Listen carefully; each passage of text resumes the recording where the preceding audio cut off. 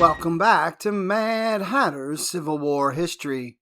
The Battle of Chinn Ridge was a pivotal moment during the Second Battle of Bull Run, fought on August 30th, 1862.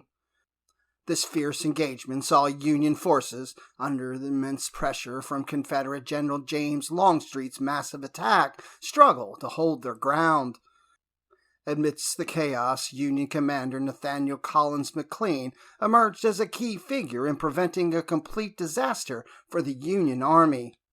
Nathaniel McLean, a Harvard Law School graduate and son of U.S. Supreme Court Justice John McLean, had already proven his mettle in previous battles. At Chinn Ridge, his brigade's determined defense played a crucial role in holding off the Confederate onslaught. Desperate, being outnumbered, and facing overwhelming odds, McLean's leadership and the bravery of his men allowed the Union forces to regroup and avoid annihilation. The heroic stand on Chinn Ridge not only overshadowed McLean's tactical acumen, but also highlighted the resilience and courage of the Union soldiers. Their efforts on that fateful day helped to save the Union Army from a potentially devastating defeat, ensuring that the fight for the Union would continue.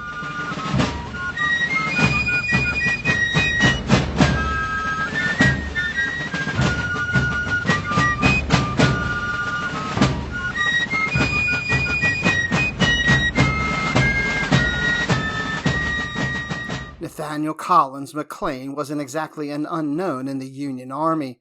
His father, after all, was the eminent John McLean, one of the two Supreme Court justices who voted in the minority in the court's infamous 1857 Dred Scott decision, a verdict that helped accelerate the race to civil war 4 years later. When outright war finally erupted in April of 1861, Nathaniel, a 46-year-old Harvard Law School graduate, left his law practice in Cincinnati and volunteered to fight for the Union. He raised the 75th Ohio Infantry, soon to join Major General John Fremont's Mountain Department, operating in West Virginia, and was commissioned as colonel on September 18th. In the spring of 1862, during Confederate Major General Thomas J. Stonewall Jackson's legendary Shenandoah Valley campaign, McLean was at last given a true opportunity to show he wasn't simply a lawyer, but a fighter too. That 3-month campaign would prove undeniably forgettable for Union forces, but at the May 8th Battle of McDowell, with the Federals in peril, McLean led the 25th and 75th Ohio in a daring attack up a steep hill to wrest away the tactical initiative from Jackson and allow an outgunned force to withdraw under cover of darkness. McLean's commander, Major General Robert H. Milroy, was quick to praise the colonel and his men for their undaunting bravery in the face of a superior foe. 4 months later, on the plains of Manassas, McLean's bravery, while facing a formidable opponent, would be thrust into the spotlight yet again. This time, the stakes were even higher. The middle-aged lawyer from Cincinnati and his plucky Buckeyes saved the Union Army from possible annihilation. Stonewall Jackson first drew the enmity of Northern opponents with his immortal stand on Henry Hill at the First Battle of Bull Run, the turning point of a shocking Confederate victory on July 1st, 1861. Victories during the 1862 Valley Campaign at Cedar Mountain, Virginia on August 9, 1862, had only added to his lore. So much so that he became almost the singular focus of Army of Virginia Commander Major General John Pope when he squared off with Jackson at the Second Battle of Bull Run later that summer. On August 30th, the battle's third day, Pope had convinced himself that he was on the verge of crushing Stonewall, who was aligned on a wide front behind an unfinished railroad cut. But in massing his forces on Jackson's front, Pope had unwittingly overlooked the presence of the Army of Northern Virginia's other wing, commanded by Major General James Longstreet. Pope had left a limited force on Longstreet's front on Chinn Ridge to the left of the Warrenton Turnpike, Brigadier General John F. Reynolds' Pennsylvania Reserves, and 2 small brigades. When an afternoon attack on the deep cut, led by Major General Fitzjohn Porter, was bloodily repulsed, the potential destruction of Pope's entire command suddenly seemed quite possible. One of the 2 brigades supporting Reynolds on Chinn Ridge was McLean's, consisting of the 25th, 55th, 73rd, and 75th Ohio Infantry. Earlier in the afternoon, pickets from the 4th New York Cavalry had informed First Corps Commander Major General Franz Sigel that the enemy were moving against our left. Sigel relayed a message to Pope, who reportedly had already received similar intelligence from Reynolds, Porter, and Major General Irving McDowell. Even with Sigel's report, the commander incredibly failed to give these warnings the credence they deserved. Pope remained seemingly aloof to the extent of the Confederate dispositions and decided to make only a token gesture to reinforce his left, instructing his Chief of Staff, Colonel George D. Ruggles, to order Sigel to send a brigade to that Bald Hill. About 2 p.m., Ruggles rode to Sigel's headquarters on Dugan Ridge to find the German general conversing with a group of officers, including Brigadier General Robert Schenck, a division commander, and the blue-eyed, bushy-bearded Colonel McLean, an acting brigadier. Ruggles directed Sigel to place a brigade upon the bald-headed hill south of the Warrenton Turnpike, mimicking the apathetic wave that Pope had used to identify the position. "What Bald Hill?" Sigel reported. McLean pointed southward to Chinn Ridge and asked Ruggles if that was the hill in question. "General Pope directed me to order the brigade to occupy that Bald Hill," Ruggles replied, and again imitated Pope's vague wave toward Henry Hill and Chinn Ridge. Having witnessed the exchange, Captain Edward H. Allen of the 73rd Ohio concluded that Ruggles did not feel confident of his own knowledge of the specific position which his brigade was to occupy, and offered only a verbatim repetition of Pope's order. Sigel dutifully ordered Schenck to send McLean's brigade to Captain Michael Weidrich's Battery I, 1st New York Light Artillery, to support the Pennsylvania reserves, then posted on the ridge southwest face. When McLean arrived, he deployed Weidrich's 4-gun battery on Reynolds' right flank and positioned his infantry regiments on the eastern slope, a short distance behind the guns. Still fearing for the safety of the army's left flank, Reynolds was relieved to see McLean, telling him, "I will call upon you when necessary."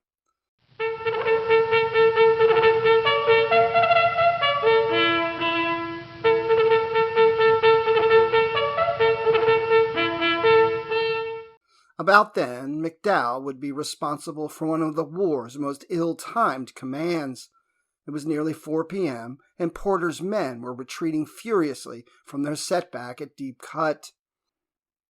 Although Sigel's troops and Union cavalry had managed to restore some order, McDowell rode to Reynolds' position near the Chinn House, and upon finding him, gesticulated across the turnpike and shouted, "General Reynolds! General Reynolds! Get every man into line, and get away from here!" An astonished McLean first learned of Reynolds' departure when the Pennsylvanian marched across his front. McLean sent an officer to Reynolds requesting orders. The general warned of the strong Confederate force on the army's left flank and implored McLean to take care of himself. McLean pondered his options. Should he follow Reynolds northward across the pike, or stay and fight what would certainly be a losing proposition? With little hesitation, McLean determined that the object was to maintain the position on Bald Hill, and it seemed to me clearly my duty to hold the position until I was either ordered to retire or driven off by a superior force. McLean attempted to stretch his 1,500-man command to cover the ground that Reynolds' reserves had abandoned. The Ohioans trudged up the ridge and deployed into line facing west, with Weidrich's battery in the center and 2 regiments on each side of it. For McLean, the prospects were not promising. He had to buy as much time as he could. Longstreet's massive attack, led by Brigadier General John Bell Hood's division, opened at about 4 p.m. McLean and his men plainly saw the onslaught beginning to wreak havoc south of the Warrenton Turnpike. They watched as Hood's Texans overran Colonel Gouverneur K. Warren's diminutive Zouave brigade on a ridge just west of Young's Branch. Then they witnessed the swift defeat of a brigade of Pennsylvania Reserves and Captain Mark Kern's Battery G, 1st Pennsylvania Light Artillery, units that McDowell had rushed back when he realized to his dismay what was happening. Hood's men occupied the rise upon which those Federals had been overrun, but Weidrick's German gunners opened fire with their 4 10-pounder Parrott guns to disrupt the Confederate advance. The Texans pulled back momentarily into the woods farther to the south of McLean's main position, and then began to scatter in some confusion under the Buckeyes' fire. Individual regiments charged up the ridge towards the Ohioans, only to be hurled back with heavy losses. Brigadier General James L. Kemper's Virginia Division had advanced on Hood's right flank, however, and soon emerged as another threat to McLean's tenuous position. The colonel ordered Weidrick to turn 2 pieces of artillery upon them, but before the guns could be fired, he was assured by an unidentified someone who professed to know that Kemper's battalions were Federals moving to his support. McLean's first and better judgment had been correct, but the fog of war had obscured reality. He countermanded the orders to Weidrick and assured the officers of the 73rd Ohio that the troops moving toward them were friendly. Only temporary confusion in Kemper's ranks granted McLean a brief reprieve, allowing the Buckeyes the time to deal exclusively with a fresh rush of Confederates pouring out of the woods in their front. The South Carolina Brigade of Brigadier General Nathaniel Shanks Evans advanced toward Chinn Ridge so closely behind the 18th Georgia Infantry and the Hampton Legion that the Ohioans were convinced the Confederates were attacking in columns. Although several of their officers fell as the Carolinians approached the ridge, the contingent continued to surge forward, yelling like demons. But, recalled one Ohioan, we poured such a murderous volley into them that they retreated to the cover of the woods again. McLean's ordeal was far from over, however. To the south of his position, Confederate cavalry commander Major General Jeb Stuart advanced every battery he could get his hands on and enfiladed the Ohioans' battle line. The shot and shell came plowing down our line, wrote Major Sam Hurst of the 73rd Ohio. After Confederate officers sorted out their jumbled ranks, Colonel Jerome B. Robertson rallied the 5th Texas to the right of Evans' South Carolinians. Colonel Peter F. Stevens, commanding Evans' brigade, attempted an advance against McLean, but found the line halted and staggered under the murderous fire of grape canister and musketry. He shouted "Charge!" but found it impossible for the officers to make themselves be obeyed under the Buckeyes' murderous fire. Hood arrived and implored the South Carolinians to capture Weidrick's battery, but McLean's men quickly blunted that attack. They marched up like madmen, not a charge, but marched up in solid column without firing a shot. As fast as one regiment was mowed down like grass by the blade, another stepped in its place. I know that our brigade killed and wounded more than our own number. Although McLean had held his ground, a crisis had developed on his left with a determined push by Robertson's 5th Texas. The Federals were forced to yield, particularly with a subsequent attack by a second line of troopers in Kemper's command. Union reinforcements had arrived in an attempt to extend McLean's line, but it was too late. Those fresh troops were swept back as the 73rd Ohio retreated on McLean's left. Evans's South Carolinians then surged out of the woods and again charged up the ridge, emboldened by the success of the 5th Texas. With rebel bullets zipping through the air, McLean ordered the balance of his brigade to change front to the left. The 25th Ohio attempted to execute the maneuver, but the fire was so terrible and the noise of battle so great that it was impossible to be heard or do anything without confusion. Seeing the colors of the 73rd Ohio falling to the ground and the Confederates rushing to capture them, the 25th Ohio broke. Caught in the same vice that shredded the 73rd Ohio, the 25th streamed over the crest of Chinn Ridge and retreated toward the woods in their rear.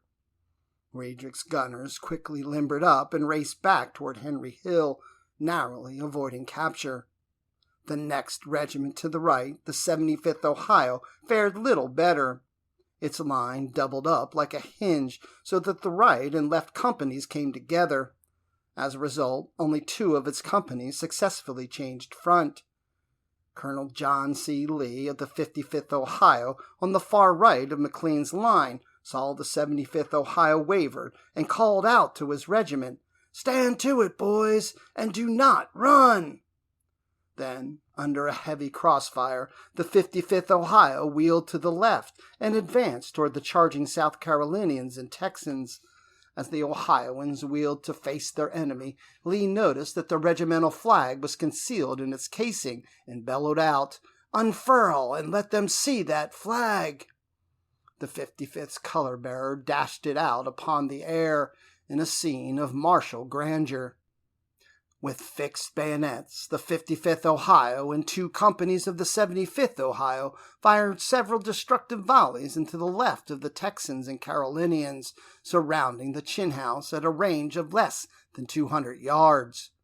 The Carolinians broke for the woods like the devil was after them, according to one Buckeye.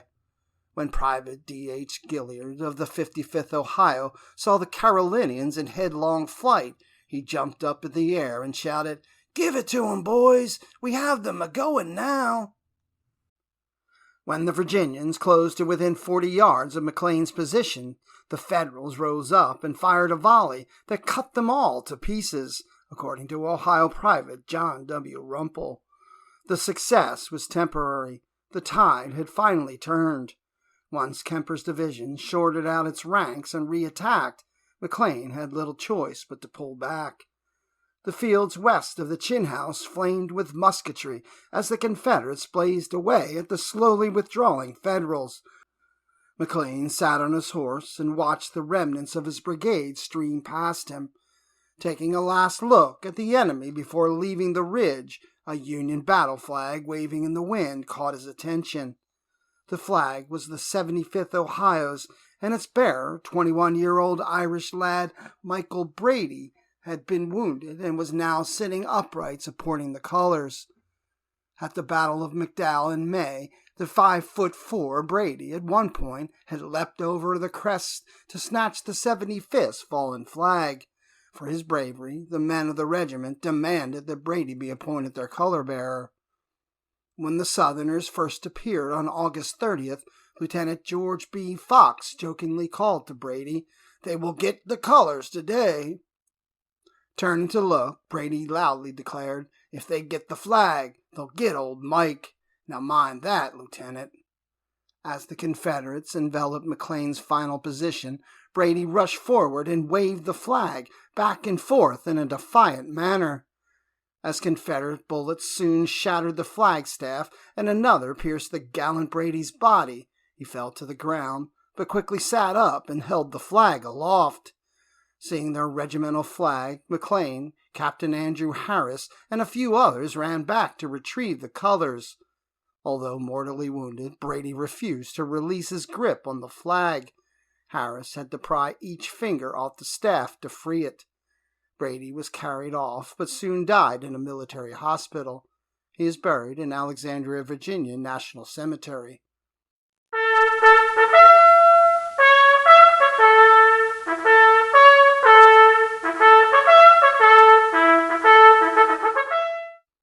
McLean's brigade, by now mostly men of the 55th and 75th Ohio, retreated along the western slope of Chinn Ridge, screened from Kemper's left flank by an intervening crest.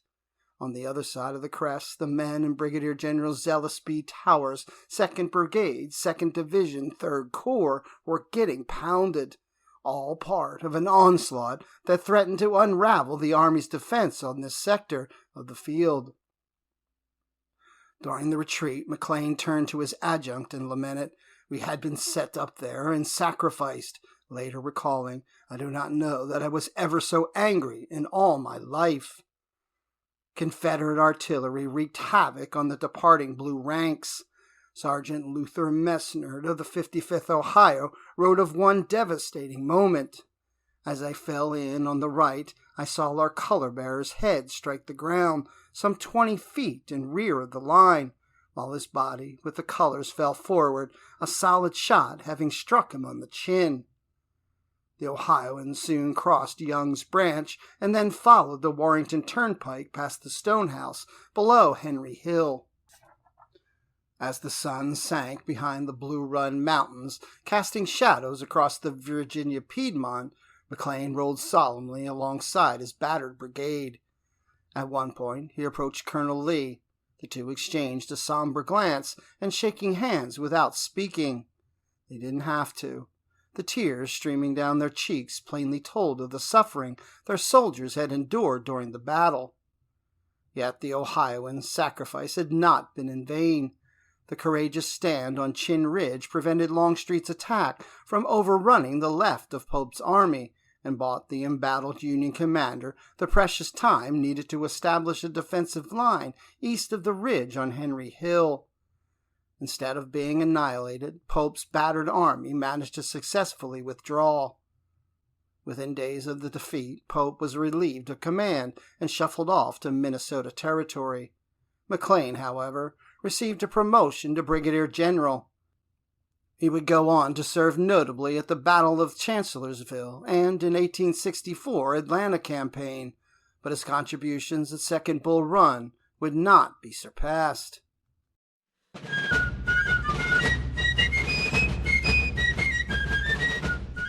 Thanks for watching this episode of Mad Hatter's Civil War History. Like, follow, and click the bell for notifications to ensure you see all of the latest content. As always, let me know if there's any other important events of the American Civil War you would like me to address.